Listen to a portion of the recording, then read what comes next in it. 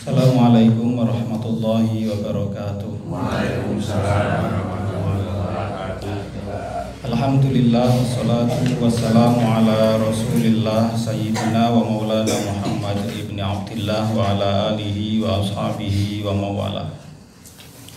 Asyhadu an la ilaha illallah wahdahu la syarika lah wa asyhadu anna Muhammadan abduhu wa rasuluhu la nabiyya wa la rasula ba'da.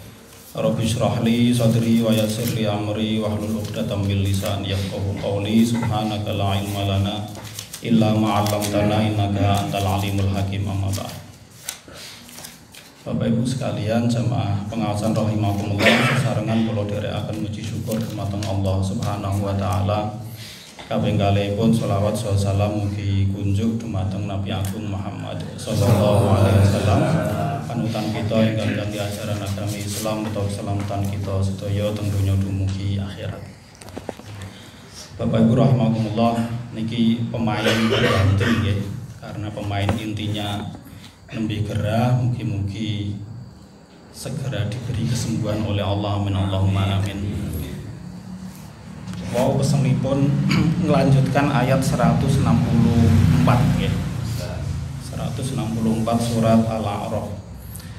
Saderengipun kersane mboten kehilangan konteksnya ngoten nggih. Jadi di ayat 163 itu kan ceritanya orang-orang Bani Israil niku pengen mukili aturannya Gusti Allah. Dicoba oleh Allah bahwa di hari Sabtu mereka itu sabat ya. Tidak boleh melakukan apapun kecuali ibadah.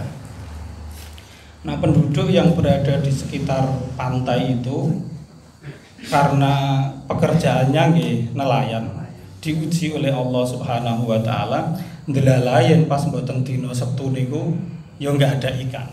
Lalu mereka piye carane supaya ya kita memang enggak mengambil ikan di hari Sabtu, tetapi kita membuat cara supaya ikan di hari Sabtu itu bisa masuk, diambil di hari setelahnya. Kan dibuat cara seperti itu untuk ngakali aturannya Allah Subhanahu wa taala. Bapak Ibu rahimakumullah, ini sebenarnya nggih ada di tengah-tengah kehidupan kita, bahwa cerita yang ada di dalam Al-Qur'an itu memang untuk ibrah bagi kita bersama.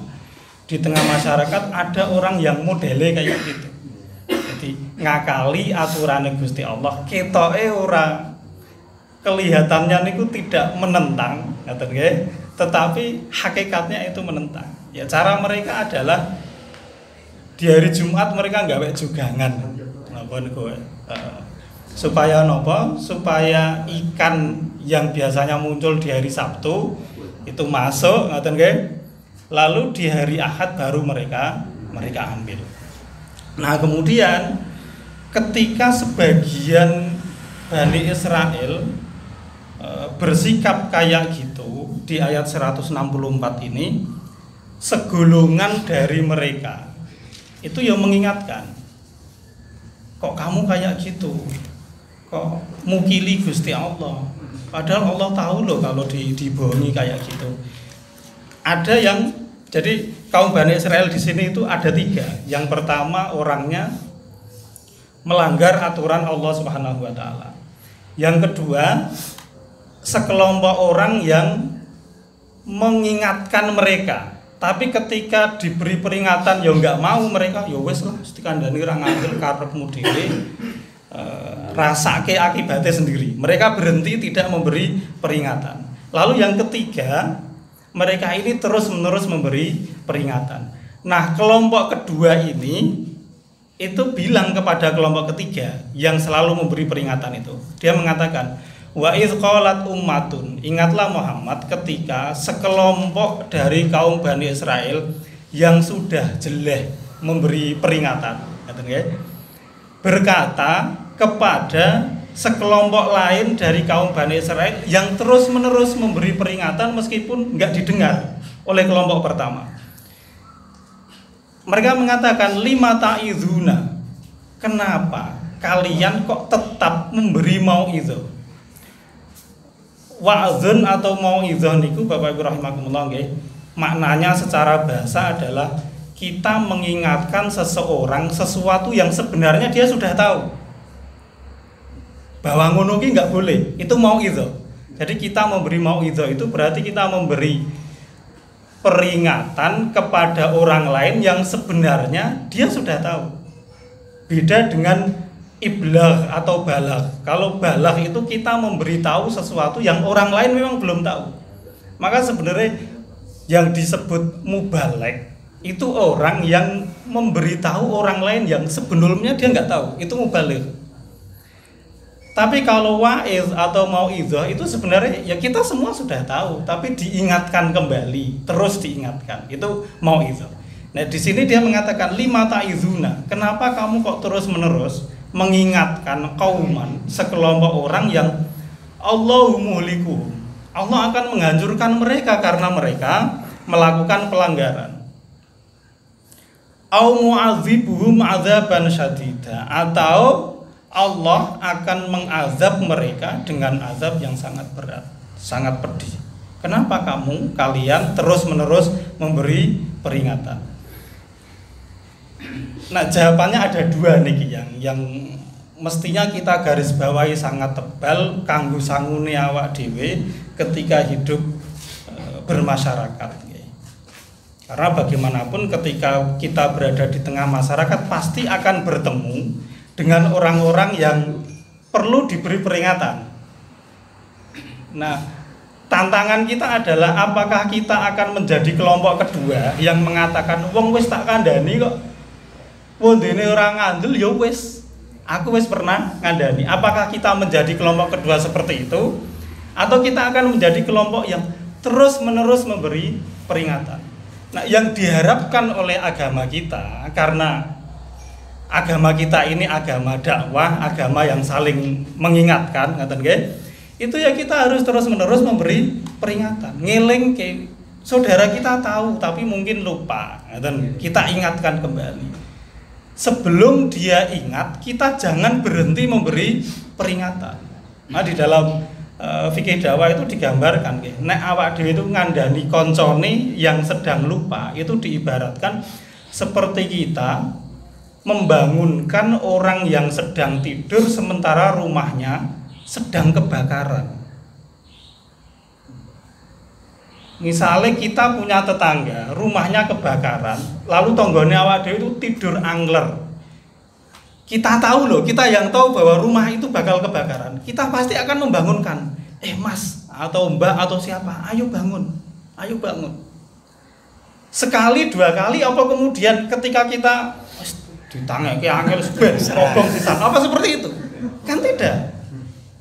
Sebelum dia bangun, karena kita tahu bahwa kalau dia terus tidur bakal terbakar, kita akan berusaha untuk membangunkan. Meskipun resikonya ya, ketika orang itu tidur, nek ditangeke ya sok tangane telempang atau sikile nendang nopo. Kadang-kadang yang mengucapkan sesuatu yang gawe anyel. Tetapi bagi yang kita yang sedang bangun dan sadar, kita harus legowo menerima itu. Kenapa mereka mungkin tangannya yo nyampe, kakinya yang nendang? Karena mereka sedang tidak sadar. Kita yakin seandainya saudara kita yang rumahnya terbakar, yang sebentar lagi kalau dia nggak bangun bakal kebakaran, ketika dia sadar pasti akan gage-gage. Normalnya kan seperti itu, nggak ada orang kemudian wes aku pokoknya ngantuk kobongan ya ora apa-apa, kan nggak ada kayak gitu. Pasti ketika dia sudah sadar akan segera bangkit dan pergi meninggalkan. Maka selagi saudara kita yang sedang lupa niku kok belum bangun, belum tersadar, ya jangan berhenti. Kok kebangetan awak dhewe dadi dulur ngoten nggih. Dadi tangga kok ngingetke sekali dua kali terus ya wis kobong terserah syukur tukang dari orang ngantuk. Kan ya tidak. Kasih sayang kita kepada saudara, kepada tetangga itu kita wujudkan dengan membangunkan mereka sak tangine, karena kita yang sadar. Ketika kita membiarkan, nanti kita ikut loh disalahkan. Lah iya to, ya tanggane paling cedak kok ngerti turu kok ora mbok tangeke. Kita ketika pun membela diri, lah tak tangeke ora tangi-tangi. Lah kok yo tegel men. sampai tonggomu kobongan, kan seperti itu. Nah, yang diharapkan kita ini menjadi kelompok yang ketiga, memberi peringatan terus-menerus sampai saudara kita itu benar-benar bangun. Jangan percaya apabila saudara kita bilang, yo aku wis tangi, tapi dia masih berada di kasur. Sebab kalau dia tahu bahwa ini sedang kebakaran, nggak mungkin dia akan santai-santai di kasur, pasti akan gagi-gagi. Maka ketika kita mau mengingatkan saudara kita, dia mengatakan, yo aku tak mangkat, yo pengajian, yo sok tak mangkat. Misalnya seperti itu. Ternyata orang mangkat diingat terus, sampai dia benar-benar berangkat. Itu kewajiban kita sebagai seorang saudara. Lah, kemudian alasannya ada dua. Kenapa orang yang ketiga ini, orang jenis ketiga ini selalu memberi peringatan. Qalu, mereka mengatakan ma'ziratan ila rabbikum. Ya biar, kata mereka, biar saya punya alasan pembenar ketika nanti bertemu dengan Allah Subhanahu wa taala. Uzur itu alasan yang menyebabkan kita kemudian dimaafkan. Kayak misalnya awak dhewe janjian ketemu jam 8 misalnya. Ternyata kita telat sampai 8:30. Supaya kita dimaafkan oleh teman yang kita janjian ketemu jam 8, kita kan mengeluarkan alasan bahwa banku bocor atau anakku nangis, bojoku saya njaluk pijet dan seterusnya misalnya seperti itu ya. Sampai kemudian telat, ya kan? Itu uzur untuk dimaklumi. Nah, kelompok ketiga ini dia mengatakan, ya biar saya nanti ketika ketemu Allah Subhanahu wa taala ditekoni, kae tonggomu, dulurmu kok iso tersesat melakukan sesuatu yang enggak baik ngono kuwi piye? Kok mbok teke wae. Nah, supaya Allah tidak menanyakan seperti itu, kita selalu mengingatkan sehingga ketika bertemu dengan Allah, lah niku pun kula ingetke sampai kula meninggal lho Gusti niku pun kula ingetke. Tapi nggih karena enggak mau ingat-ingat. Ini ma'dziratan ila rabbi. Nah, tugas kita seperti itu. Jadi dakwah itu ya sampai mati kita. Mengingatkan saudara kita itu ya sampai kita benar-benar meninggalkan dunia ini sehingga ketika kita nanti bertemu Allah bisa mempertanggungjawabkan terhadap kesalahan yang ada di sekitar kita.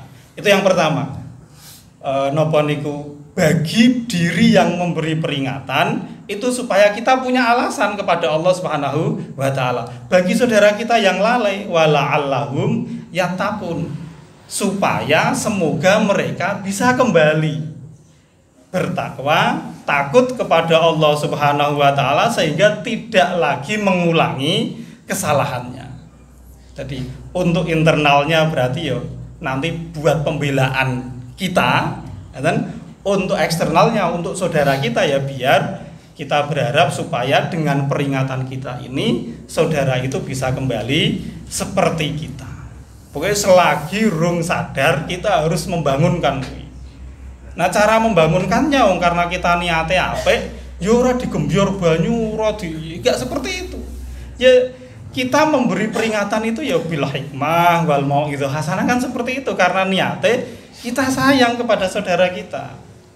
Karena dia tersesat, karena dia sedang napa niku enggak sadar, ngaten kita beri peringatan yang baik dengan cara yang lembut. Karena atas dasar kasih sayang. Dan seperti ini nggih berat Bapak Ibu rahimakumullah nggih. Maka di dalam hadis nika Rasul mengatakan al-mu'minul ladzi yukhalitun nas wa yasbiru ala adzahum khairun wa ahabbu ilallahi minal mu'minil ladzi la yukhalitun nas wa la yasbiru ala adzahum.